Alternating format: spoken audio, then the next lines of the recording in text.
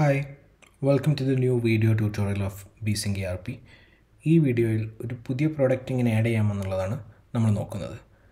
So coming to the menu, ഈ ഒരുപാട് സെക്ഷൻസിൽ നമുക്ക് കാണാൻ കഴിയും. ഇവിടെ ഇൻവെൻട്രീസ് എന്ന് പറയുന്ന ഒരു ഭാഗം കാണാം.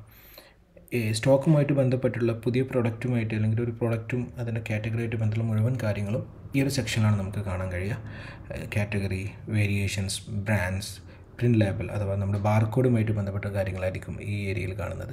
സോ പ്രൊഡക്റ്റുമായിട്ട് ബന്ധപ്പെട്ടുള്ള കാര്യങ്ങളായിരിക്കും ഇൻവെൻട്രീസിൽ ഉണ്ടാവുക. ഇവിടെ നിങ്ങൾക്ക് ഓൾ പ്രോഡക്റ്റ് എന്ന് പറയുന്ന ഒരു ഏരിയ കാണാം. അത് ക്ലിക്ക് ചെയ്യുന്നതോടുകൂടെ തന്നെ ഈ ഒരു വിൻഡോ അഥവാ നിലവിൽ ഏതൊക്കെ പ്രോഡക്ട്സ് നമ്മുടെ ബേസിക് സോഫ്റ്റ്വെയറിൽ ഫീഡ് ചെയ്തിട്ടുണ്ട്, നമ്മൾ പുതിയ പ്രോഡക്റ്റുകൾ ആഡ് ചെയ്ത് വെച്ചിട്ടുള്ള എല്ലാ പ്രോഡക്ട്സും ഇവിടെ ലിസ്റ്റ് ആവും. നിങ്ങൾക്ക് പ്രോഡക്ട്സിൻ്റെ എണ്ണം വെച്ചിട്ട് ഇവിടെ നിങ്ങൾക്ക് മുഴുവൻ പ്രോഡക്ട്സിനെയും ഇവിടെ നിന്ന് ലിസ്റ്റ് ചെയ്യാൻ പറ്റും. അതുപോലെ തന്നെ നിങ്ങൾക്ക് പ്രോഡക്റ്റ് സെർച്ച് ചെയ്യാനുള്ള ഓപ്ഷൻസ് ഇവിടെ വരും. നിങ്ങൾക്ക് പേര് വെച്ച് സെർച്ച് ചെയ്യാൻ ഈ ഒരു ഏരിയ, അതുപോലെ തന്നെ നമ്മൾ കൊടുത്തുള്ള യുണീക്ക് കോഡ് അഥവാ SKU വെച്ചിട്ട് സെർച്ച് ചെയ്യാൻ ഈ ഒരു ഏരിയ യൂസ് ചെയ്യാം. ഒരു പുതിയ പ്രോഡക്റ്റ് ആഡ് ചെയ്യുന്നത് ഈ ടോപ്പ് റൈറ്റ് കോർണറിൽ കാണുന്ന ന്യൂ പ്രോഡക്റ്റ് എന്ന് പറയുന്ന ഈ ഒരു ബട്ടൺ ക്ലിക്ക് ചെയ്യുന്നതോടുകൂടെ പ്രോഡക്റ്റ് ആഡിങ് വിൻഡോയിലേക്ക് നമ്മളെത്തും. ഇവിടെ നിങ്ങൾക്ക് കാണാം പ്രോഡക്റ്റ് ടൈപ്പ് രണ്ട് തരത്തിൽ, ഒന്നുകിൽ പ്രോഡക്റ്റ് അല്ലെങ്കിൽ സർവീസ്. ഇത് ചൂസ് ചെയ്യാനുള്ളൊരു ഓപ്ഷൻ ഉണ്ട്. പ്രോഡക്റ്റ് എന്ന് പറഞ്ഞു കഴിഞ്ഞാൽ നമ്മൾ നോർമൽ പർച്ചേസ് ചെയ്ത് സെൽ ചെയ്യുന്ന എല്ലാ കാര്യങ്ങളും പ്രോഡക്റ്റിലേക്ക് നമുക്ക് ഉൾപ്പെടുത്താം.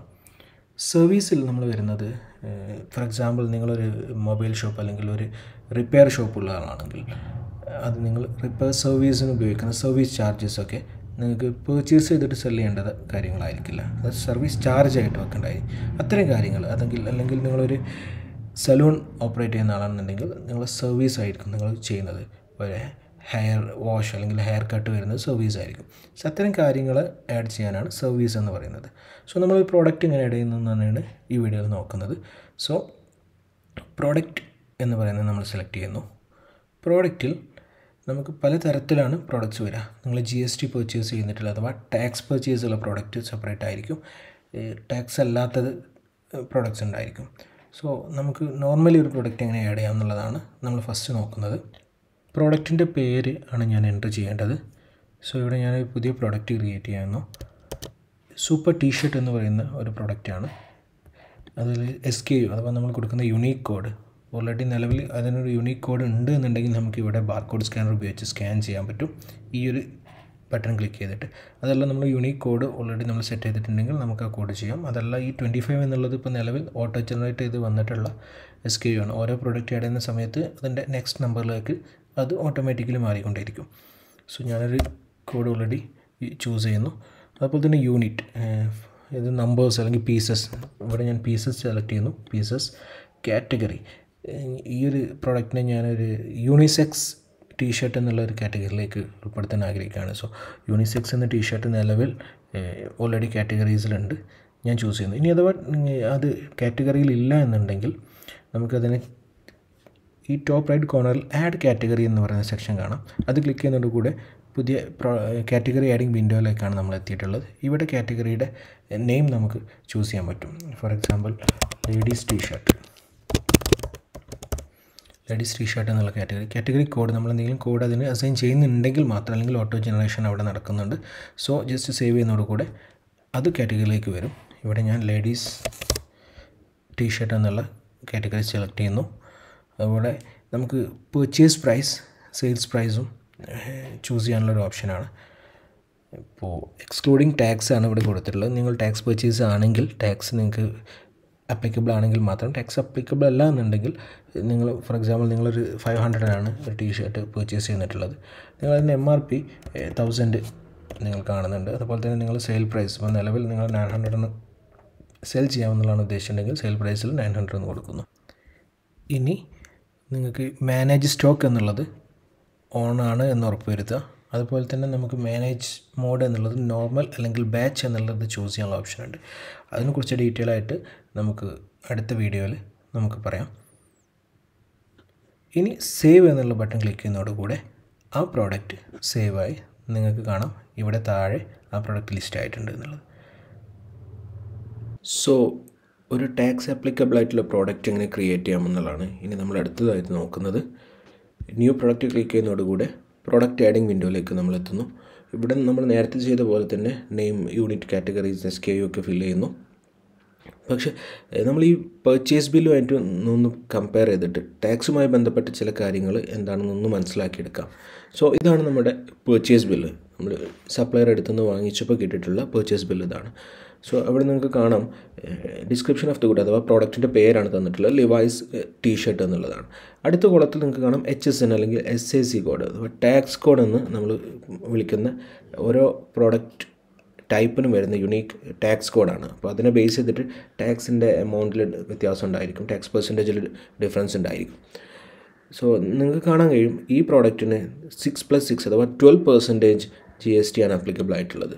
സോ അതൊന്ന് നോട്ട് ചെയ്ത് വെക്കുക. ഈ ബില്ല് എന്തായാലും ഈ ബില്ലിനെ റെഫർ ചെയ്തിട്ടായിരിക്കും നമ്മൾ പുതിയ പ്രോഡക്റ്റ് ആഡ് ചെയ്യുന്നത്. സോ അതിൽ റേറ്റ് തന്നിട്ടുള്ളത് 1250 രൂപ GST ഇല്ലാതെയാണ്, എക്സ്ക്ലൂഡിങ് GST ആണ് 1250. കാരണം നമുക്ക് ടാക്സ് എമൗണ്ട് 375 + 375 ഇവിടെ പ്രത്യേകം കൊടുത്തിട്ടുണ്ട്. സോ 1250 + 12% GST എന്നുള്ളതാണ് ഈ പ്രൊഡക്റ്റിൻ്റെത്. സോ നമുക്ക് ആ പ്രൊഡക്റ്റ് ആഡിങ് വിൻഡോയിലേക്ക് തന്നെ ഒന്നുകൂടെ പോവാം. നമുക്ക് കാണാം ഇവിടെ പ്രോഡക്റ്റിൻ്റെ പേര് നമ്മൾ ടൈപ്പ് ചെയ്യുന്നു. SKU ഓൾറെഡി ഉള്ളതാണെന്നുണ്ടെങ്കിൽ നമുക്ക് SKU ചെയ്യുന്നു, അല്ലാന്നുണ്ടെങ്കിൽ നമ്മൾ SKUയുടെ കോഡ് അടിക്കുന്നു. യൂണിറ്റ് ഞാൻ പീസസ് എന്നുള്ള യൂണിറ്റാണ് ഞാൻ ചൂസ് ചെയ്യുന്നത്. കാറ്റഗറി ജെൻസ് ടീഷർട്ട് എന്നുള്ള കാറ്റഗറി യൂസ് ചെയ്യുന്നു. സോ നമുക്ക് പർച്ചേസ് പ്ലസ് എക്സ്ക്ലൂഡിങ് GST എന്ന് പറഞ്ഞു കഴിഞ്ഞാൽ നമുക്കറിയാം ഇവിടെ നിന്ന് 1250 ആണ്. സോ 1250 എന്നുള്ളത് ഞാൻ ഇവിടെ ക്ലിക്ക് ചെയ്യുന്നു. നമുക്ക് MRP പ്രൈസ് 1999 ആയിട്ട് ഞാൻ ഫിക്സ് ചെയ്യുന്നു. അതുപോലെ തന്നെ സെയിൽസ് പ്രൈസും 1999 തന്നെയാണ്, സെയിം പ്രൈസിങ്ങിൽ. സെയിൽ പ്രൈസ് ടാക്സ് ടൈപ്പാണ് ചോദിക്കുന്നുള്ളത്. സോ ഈ 1999 എന്ന ഈ എമൗണ്ടിൽ GST ഇൻക്ലൂഡഡ് ആണോ അല്ലേ എന്നുള്ളതാണ്. നോർമലി നമുക്ക് റീറ്റെയിൽ പ്രൈസിലൊക്കെ GST ഇൻക്ലൂഡഡ് ആയിരിക്കും. സോ ഇൻക്ലൂസീവ് GST എന്ന ഏരിയ ഞാൻ ചൂസ് ചെയ്യുന്നു. ഇനി HSN കോഡ് ടൈപ്പ് ചെയ്യാനുള്ളത് അഥവാ ആ പ്രൊഡക്റ്റിന് എഗെയിൻസ്റ്റ് ആയിട്ട് ഏത് HSN കോഡാണ് വന്നിട്ടുള്ളത് നമുക്ക് പർച്ചേസിൽ നോക്കി ആ സെയിം സംഭവം തന്നെ ഇതിൽ ടൈപ്പ് ചെയ്ത് കൊടുത്താൽ മാത്രം മതി. HSN കോഡ്, ടാക്സ് സ്കീം അഥവാ ടാക്സ് പെർസെൻറ്റേജ് എത്രയാണ് നമ്മൾ നേരത്തെ പറഞ്ഞു, 6+6 12% ആണ്. സോ GST 12% ചൂസ് ചെയ്യുന്നു. എന്നിട്ട് ജസ്റ്റ് പ്രൊഡക്റ്റ് സേവ് ചെയ്യുന്നതോടുകൂടെ ആ പ്രോഡക്റ്റ് ഇതിലേക്ക് നമ്മുടെ ആഡ് ആയിട്ടുണ്ട്. ലിവൈസ് ടീഷർട്ട്, അതിൻ്റെ പ്രൈസിങ്, MRP. ഓക്കെ, ഇനി ഒരു പുതിയ പ്രോഡക്റ്റ് ആഡ് ചെയ്യുന്ന സമയത്ത് നമ്മളിവിടെ മാനേജ് സ്റ്റോക്ക് എന്ന് പറയുന്ന ഈ ഒരു ടോഗിൾ ബട്ടൺ ഓൺ ചെയ്ത് വെക്കണം നേരത്തെ പറയണ്ടായി. അതിൻ്റെ ഉദ്ദേശം അത് ഓഫ് ചെയ്യുന്നത് നമ്മൾ സർവീസ് റിലേറ്റഡ് ആയിട്ടുള്ള പ്രോഡക്റ്റ്സ് ആഡ് ചെയ്യുമ്പോൾ അഥവാ സർവീസ് ആഡ് ചെയ്യുന്ന സമയത്തായിരിക്കും മാനേജ് സ്റ്റോക്ക് ഓഫ് ചെയ്യുന്നത്. അതുകൊണ്ട് ഉദ്ദേശിക്കുന്നത് ആ പ്രോഡക്റ്റിൻ്റെ സ്റ്റോക്കുകൾ അല്ലെങ്കിൽ എത്ര എണ്ണം സ്റ്റോക്ക് ഉണ്ട്, ഇൻവെൻറ്ററീസിൻ്റെ നമ്പേഴ്സ്, എത്ര പീസ് സ്റ്റോക്ക് ഉണ്ട് എന്നുള്ള ആ കാര്യങ്ങൾ സേവ് ചെയ്യേണ്ടാത്ത പ്രോഡക്റ്റുകളുണ്ടാകും. ഫോർ എക്സാമ്പിൾ നിങ്ങളൊരു സലൂൺ നടത്തുന്ന ആളാണെന്നുണ്ടെങ്കിൽ ഹെയർ കട്ട് എന്നുള്ളത് നമുക്ക് നമ്പർ ഓഫ് പ്രോഡക്റ്റായിട്ട് സേവ് ചെയ്ത് വെക്കാൻ പറ്റില്ല. അങ്ങനത്തെ പ്രോഡക്ട്സിനായിരിക്കും നമ്മൾ മാനേജ് സ്റ്റോക്ക് ഓഫ് ചെയ്ത് വെക്കുന്നത്. അത് കസ്റ്റമർ സർവീസ് ചെയ്ത് പോകുമ്പോൾ കസ്റ്റമർക്ക് ബില്ല് ചെയ്യുന്ന സമയത്ത് മാത്രമാണ് ആ പ്രോഡക്റ്റ് നമ്മൾ യൂസ് ചെയ്യുന്നത്. നമ്മൾ ഒരു പ്രൈസ് ഇട്ടിട്ട് ആ പ്രൈസ് ബില്ല് ചെയ്ത് കൊടുക്കുന്നു എന്നുള്ളത്. അങ്ങനത്തെ പ്രോഡക്ട്സിന് മാത്രമായിരിക്കും നമ്മൾ മാനേജ് സ്റ്റോക്ക് ഓഫ് ചെയ്യുന്നത്. അല്ലാത്ത നോർമൽ നമ്മൾ പർച്ചേസ് ചെയ്ത് സെല്ലിൻ്റെ എല്ലാ പ്രോഡക്ട്സിനും ഈ മാനേജ് സ്റ്റോക്ക് എന്ന് പറയുന്നത് ഓൺ ചെയ്ത് തന്നെ വെക്കേണ്ടതുണ്ട്. അതുപോലെ തന്നെ മാനേജ്മെൻറ്റ് മോഡ് എന്നുള്ളത് നോർമൽ അല്ലെങ്കിൽ ബാച്ച് എന്നുള്ള രണ്ട് കാര്യങ്ങൾ നിങ്ങൾക്ക് കാണാൻ കഴിയും. നോർമൽ എന്ന് പറഞ്ഞു കഴിഞ്ഞാൽ നമ്മൾ ഓരോ പർച്ചേസ് ചെയ്യുന്ന പ്രോഡക്റ്റുകളും അതായത് പ്രൊഡക്റ്റിൻ്റെ ഇൻവെൻറ്ററീസിലേക്ക് നമ്പർ 1 ആയിട്ട് ആഡ് ചെയ്തുകൊണ്ടേയിരിക്കും. ബാച്ച് വൈസ് മാനേജ്മെൻറ്റ് മോഡ് കൊണ്ട് ഉദ്ദേശിക്കുന്നത് നിങ്ങൾ ഓരോ പർച്ചേസ് ചെയ്യുന്നതും ഓരോ ബാച്ചുകളായിട്ടായിരിക്കും സേവ് ആവുക.